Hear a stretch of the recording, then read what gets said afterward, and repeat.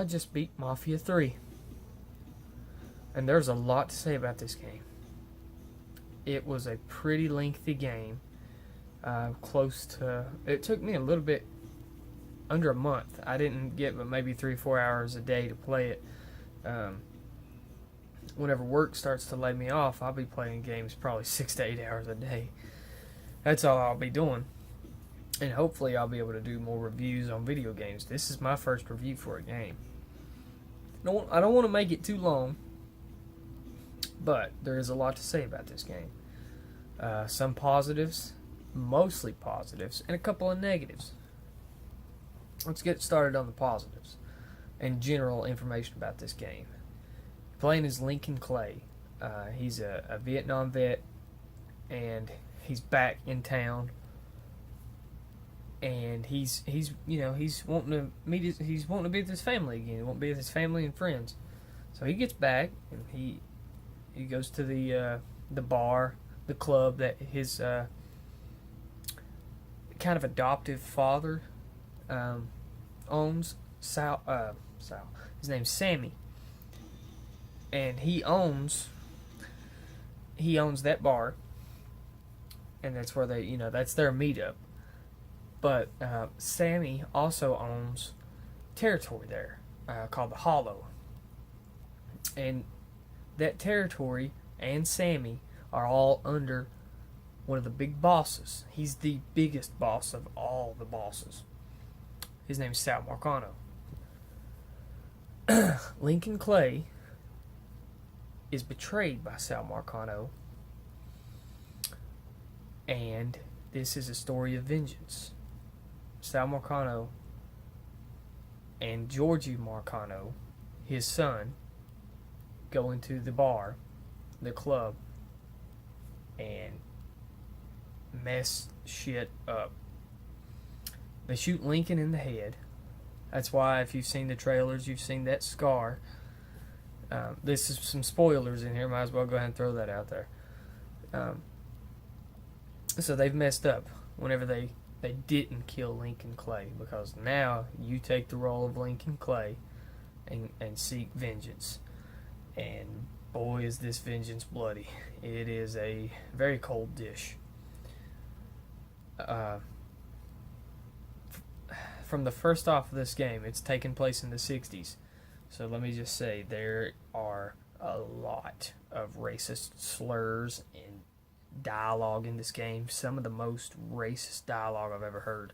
There's more racist it's like a Mark Twain book tripled over. If you've ever read Mark Twain, you know what I'm talking about. I mean, the racism is high. But it's in the 60s. That was the real thing. That's still a thing. Racism is a thing all itself today. It's not as prominent as it has been, or as it was, but it's still there, and it manifests in different ways. But back to the game. The game itself, the story, is unbelievable. It is better than most movies I've seen that involve the Mafia and, mostly just Mafia movies, because that's why this game's Mafia, called Mafia 3. If they made a movie of this, I would probably watch that movie about 10 to 15 times, back to back. It's incredible. The story is it's so hard to describe, because you've never seen anything like this in a game. Yeah, games have great stories, great campaigns, but this is so immersive. It's almost as good as Red Dead Redemption's story,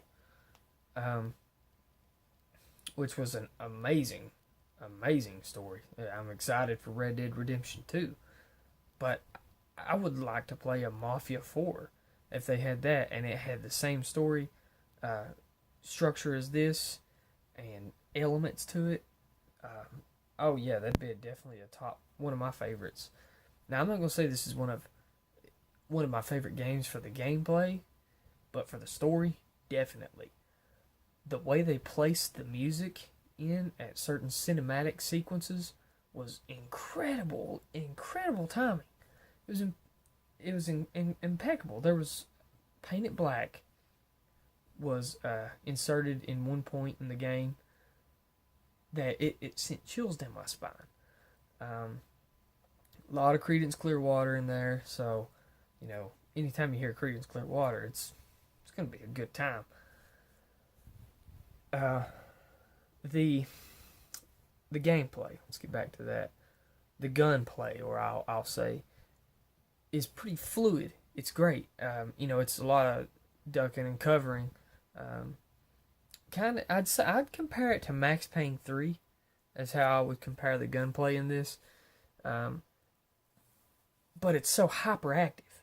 I mean, you'll shoot and then duck real quick. Whenever you pull the trigger on the controller, that's how fast Lincoln will shoot. There's no delay to the speed of fire until the gun. Well, say it's a shotgun. Yeah, there'll be a little bit of a delay there because he's got to, pump it. But the speed that you shoot and pull the trigger on the controller is the speed that Lincoln Clay will shoot, and that is one of the best things about this game, because you're just popping off rounds left and right, and the aiming's a little weird. It's kind of a slow pan. Like, so you got an enemy running, he just kind of aims real slow towards that enemy. So you're gonna waste a lot of bullets in this game. That's okay. It's kind of fun to watch the environment be destroyed by your rampaging vengeance. I do have a few problems with the glitches in this game. And there's a lot of glitches. A lot of times the game will crash. A lot of times you'll have some texture glitches, like you'll be driving across and then out of nowhere a tree pops up, or a gas station. Like I ran into a gas pump and it killed me because it just manifested out of nowhere and it exploded. That was kind of funny though. I mean, it was an interesting death. I should have recorded that and placed it on this channel. That's one of the issues. The repetitiveness of this game is also a bit high. A lot of replay value, but it's very repetitive, and I kind of dread having to go back through all of those missions, where you don't necessarily even have to go through all the missions, because to get to a certain leader of territory, you just have to cause a certain amount of damage, and you can kind of pick how you want to do that. Say you've got a territory that you need to do $70,000 worth of damage. You can go kill their enforcers, or you can destroy some of the supplies that they're delivering, their contraband, which will knock off probably about 10,000, 20,000. So that's $60,000 to $50,000 that you have left to deal with, and knocking off their enforcers knocks off quite a bit of money as well.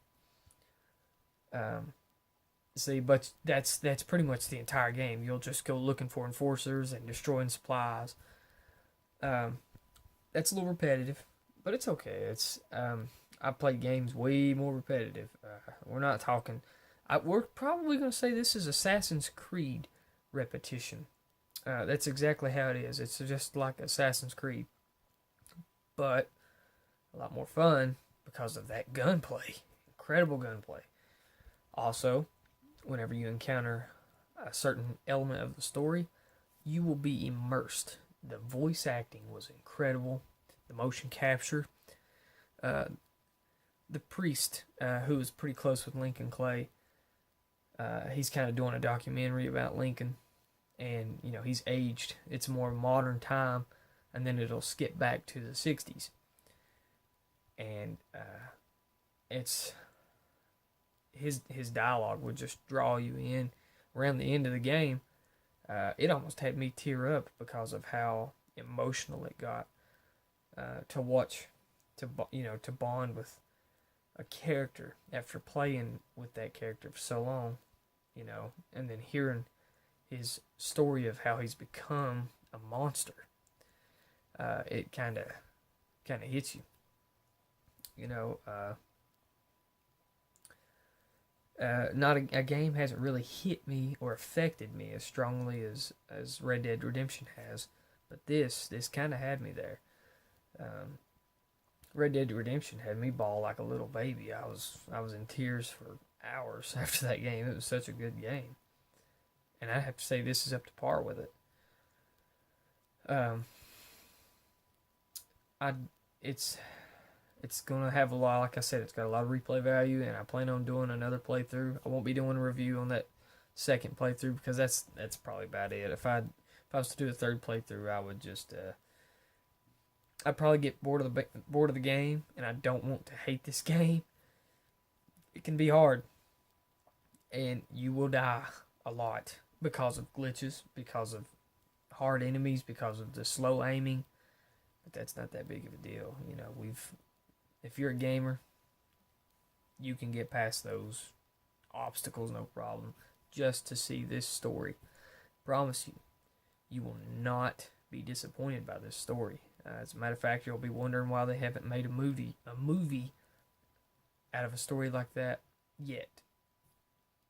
So yeah, pick up Mafia 3 and get some vengeance.